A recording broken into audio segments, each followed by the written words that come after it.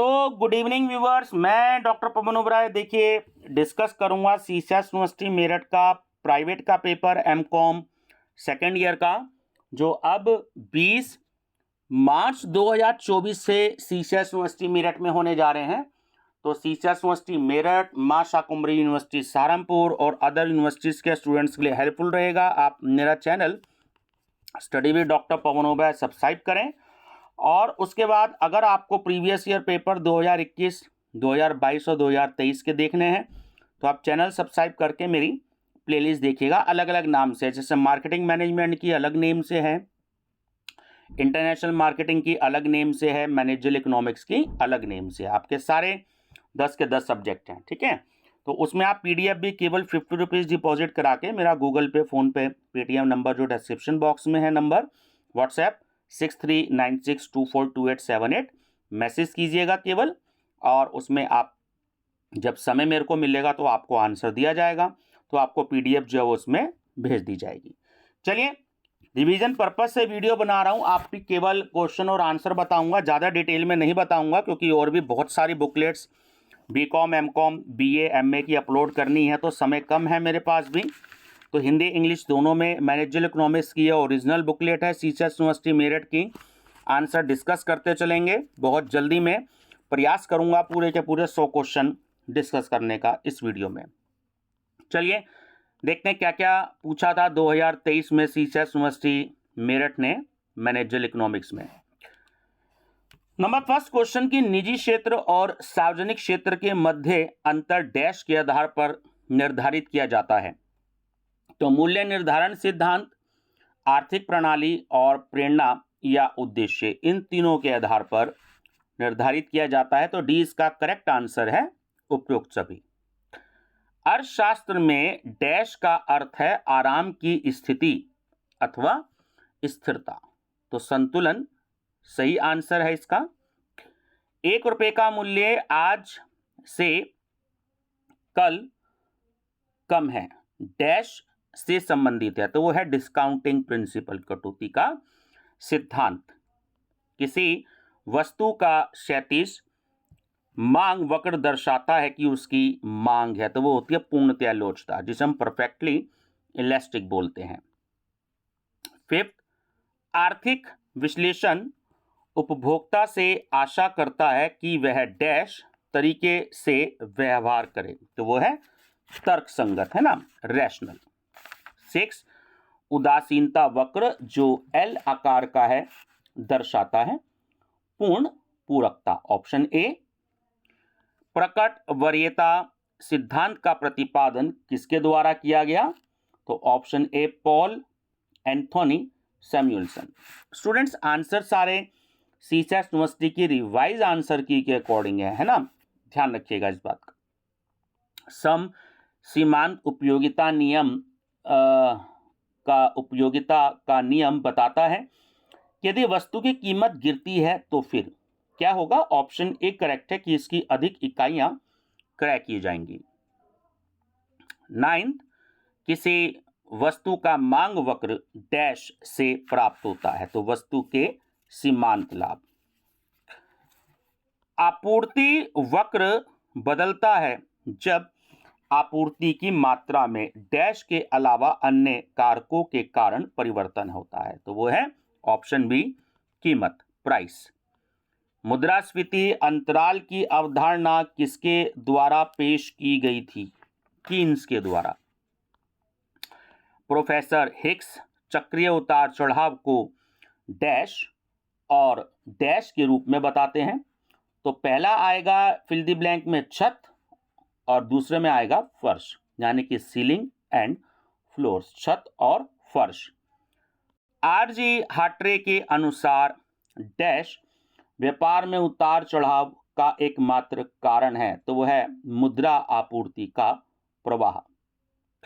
व्यवसाय की चक्रीय गति दोनों ऊपर और नीचे की ओर आमतौर पर कहलाते हैं, तो उसे हम कहते हैं ट्रेड साइकिल या बिजनेस साइकिल, और हिंदी में व्यापार चक्र।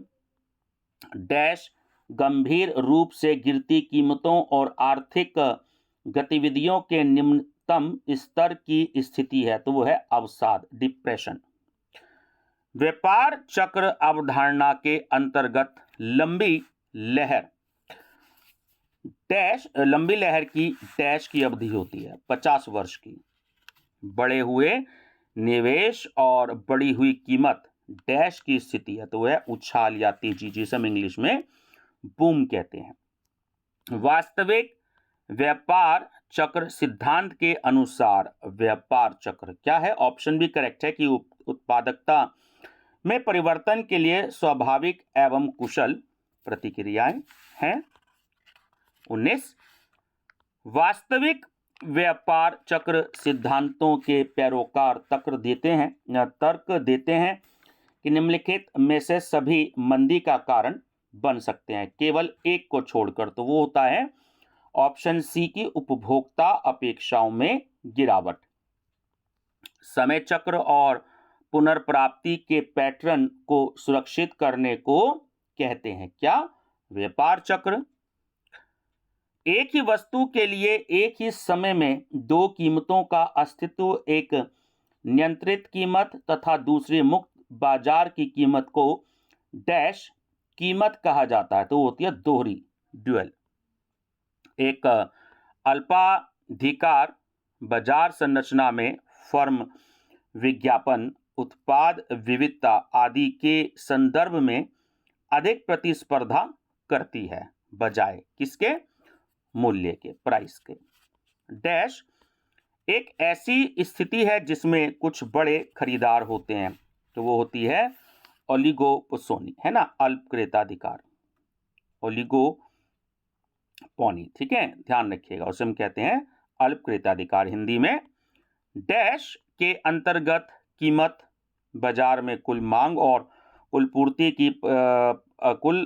आपूर्ति की परस्पर क्रिया से निर्धारित होती है, तो होती है पूर्ण प्रतियोगिता, परफेक्ट कंपटीशन।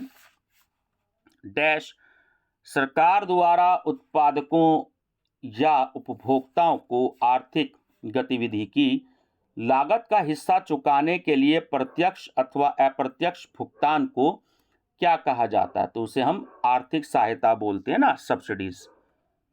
अल्पाधिकार एक प्रकार का डैश बाजार है तथा उद्योग में डैश पाई जाती है, तो पहले फिल द ब्लैंक्स में अपूर्ण और दूसरे में कुछ फर्म, ठीक है, ऑप्शन बी।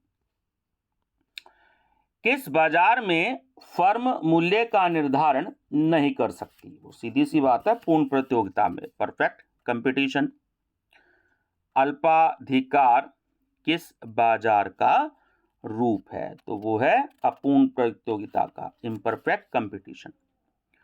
पूर्ण प्रतियोगिता की एक विशेषता है, तो तीनों विशेषताएं हैं कि बड़ी संख्या में खरीदार एवं विक्रेता, सजातीय उत्पाद होमोजीनियस प्रोडक्ट, और फर्मों का मुक्त प्रवेश एवं निकास। तो डी इसका करेक्ट ऑप्शन है, उपयुक्त सभी। मनोवैज्ञानिक मूल्य निर्धारण को डैश भी कहा जाता है, तो उसे हम ओड प्राइसिंग भी कहते हैं, विषम मूल्य निर्धारण।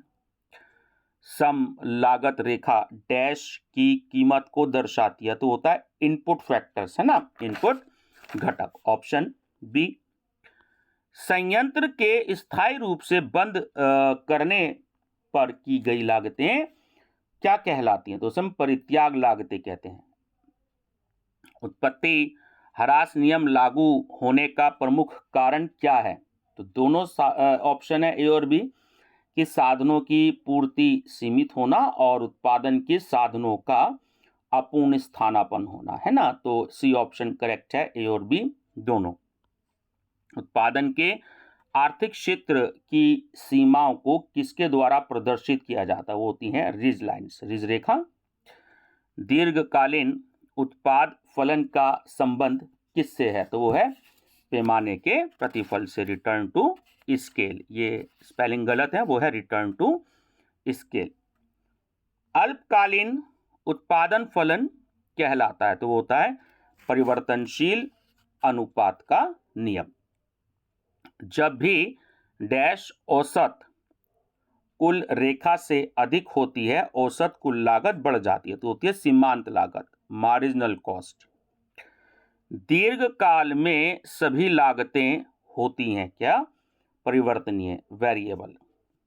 अल्पकालीन औसत लागत वक्र डैश के आकार का होता है, तो होता है यू के आकार का। बाह्य पक्ष, ठीक है, लागत को क्या कहते हैं? सीमांत लागत, मार्जिनल कॉस्ट। राजस्व के साथ साथ लागतों पर भी निर्णयों के दीर्घकाल और अल्पकाल के प्रभावों का विश्लेषण किस पर आधारित है? तो वो होता है समय परिप्रेक्ष्य के सिद्धांत पर। मुद्रास्फीति और बेरोजगारी के बीच संबंधन को डैश वक्र कहा जाता है, तो हम उसे फिलिप्स कर्व जो है वो कहते हैं। यदि मूल्य में वृद्धि होती है तो उपभोक्ता आधिक्य, इंग्लिश में सरप्लस बोलते हैं, तो उसमें क्या होगा? सीधी सी बात है, उसमें कमी होगी, है ना, डिक्रीज होगा वो। डैश के अनुसार आधुनिक फर्मों का प्रबंधन प्रबंधक और शेयरधारकों दोनों के द्वारा किया जाता है। रॉबिन मैरिस के अनुसार अर्थशास्त्र में गति में परिवर्तन की अनुपस्थिति को क्या कहा जाता है? संतुलन। डैश मौजूद होता है जब वास्तविक कीमत उस न्यूनतम कीमत से अधिक हो जाती है जिसे विक्रेता स्वीकार करने के लिए तत्पर है, तो वो है उत्पादक का आधिक्य, है ना। 47 का आंसर यूनिवर्सिटी ने काट दिया था, तो डिस्कस नहीं करेंगे। 48, मांग वक्र में ढलान होता है, कैसा? नकारात्मक, नेगेटिव। उत्पादन फलन डैश की तकनीकी रूप में कुशल पद्धति को शामिल करता है, तो वो है उत्पादन। अतीत में किया गया खर्च जिसे भविष्य की किसी भी कार्यवाही से बदला नहीं जा सकता है, वो क्या होती है? होती है डूबत लागत, जिसे हम शंक कॉस्ट कहते हैं। ऐसी स्थिति जहां मुद्रास्फीति स्थिरता के साथ है, क्या कहलाती है? उसे हम कहते हैं मुद्रास्फीति जनित मंदी, है ना, स्टैगफ्लेशन। अपेक्षाकृत लोचदार मांग वक्र डैश होता है, तो होता है समतल, फ्लैटर। एक विशिष्ट मांग अनुसूची में कीमत के साथ मांग की मात्रा बदलती है, किसमें? उल्टे रूप में, इनवर्सली। गिफिन के समान के संबंध में कीमत और मांग डैश दिशाओं में जाती है, ऊपर की ओर, अपवर्ड। मांग फलन नियम, फलन मांग के नियम से अत्यधिक होता है, क्या होता है? व्यापक होता है, वाइडर। डैश मांग पूर्वानुमान समग्र रूप से अर्थव्यवस्था में प्रचलित व्यवसायिक स्थितियों से संबंधित है, तो वो होता है सिमिस्ट्री सूक्ष्म स्तर पर। अल्पावधि मांग पूर्वानुमान के प्रयोजनों में शामिल नहीं है, तो वो ऑप्शन डी कि एक नई इकाई की योजना या मौजूदा इकाई का विस्तार। डैश दृष्टिकोण में मौजूदा उत्पाद की मांग के आधार पर नए उत्पाद की मांग का अनुमान लगाया जाता, तो वो होता है विकासवादी। निम्नलिखित में से कौन सा एक नए उत्पादों की मांग के पूर्वानुमान का तरीका नहीं है? तो वह प्रवृत्ति प्रक्षेपण, ट्रेंड प्रोजेक्शन। कीमत और मांगी गई मात्रा के मध्य संबंध होता है, तो वो होता है इनवर्स, उल्टा या विपरीत। उत्पादन को डैश के एक कार्य के रूप में परिभाषित किया जा सकता है, तो वो होता है उपयोगिता सृजित करने, ऑप्शन बी। उत्पादन के उन कारकों की निर्दिष्ट लागत जिसे फर्म ना तो किराए पर लेती है और ना ही क्रय करती है, कहलाती है, उसे हम कहते हैं अंतर्निहित लागत, इम्प्लिसिट कॉस्ट। कुल उपयोगिता वक्र होता है, तो वो होता है मूल बिंदु के लिए अवतल। पैमाने के बढ़ते प्रतिफल की व्याख्या डैश के पदों में की जा सकती है, बाह्य और आंतरिक बचतों। अल्पकालीन लागत वक्र डैश से प्रभावित होते हैं, तो वो परिवर्तनशील अनुपातों के नियम से प्रभावित होते हैं, ऑप्शन बी।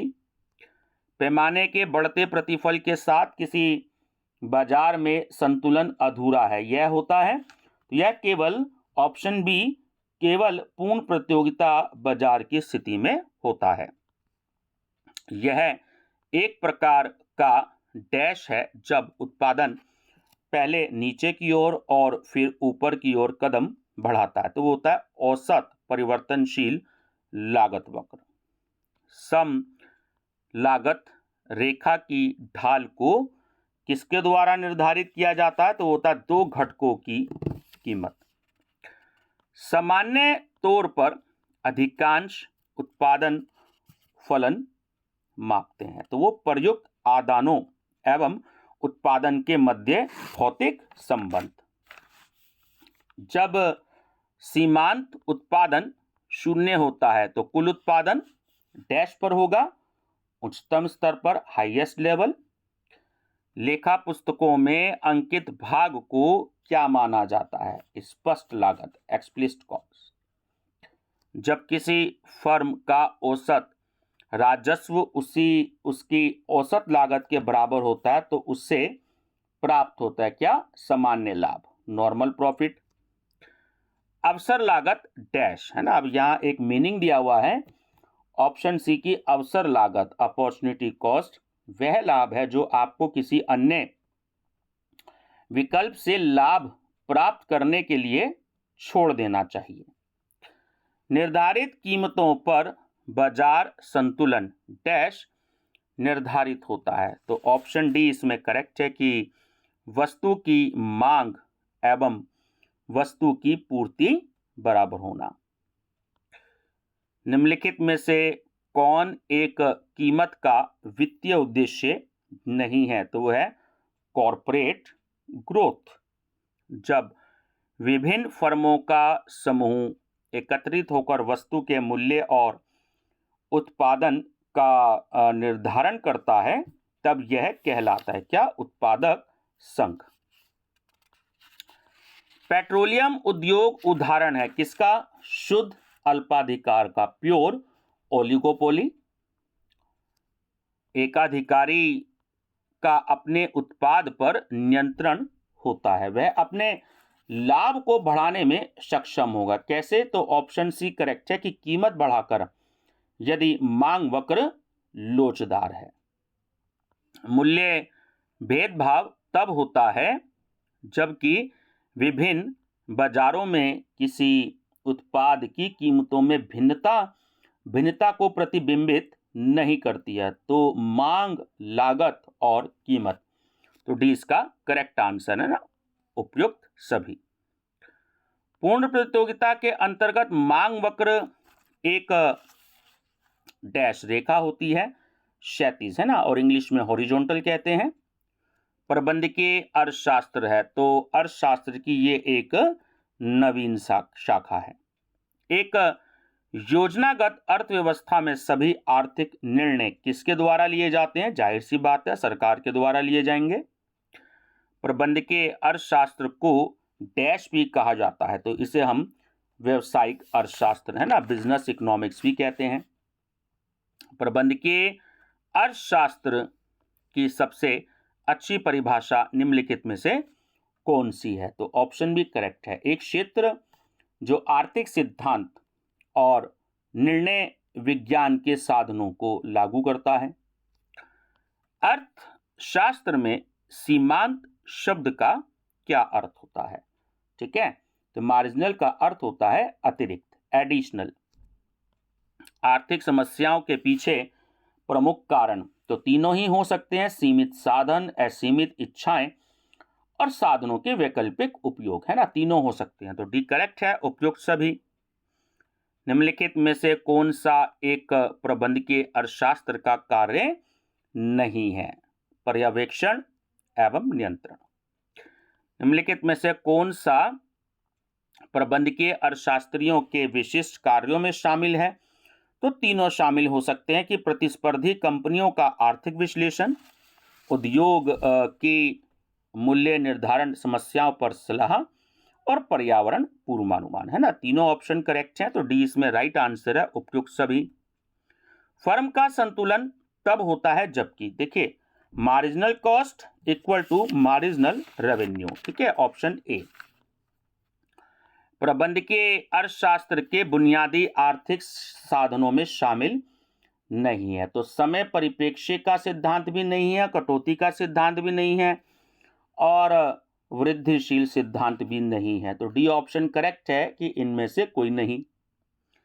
प्रथागत मूल्य निर्धारण डैश के रूप में भी जाना जाता है। तो ऑप्शन ए पारंपरिक मूल्य निर्धारण। एकाधिकार प्रतियोगिता यानी जो मोनोपोलिस्टिक थ्योरी दी थी वो किसने दी थी?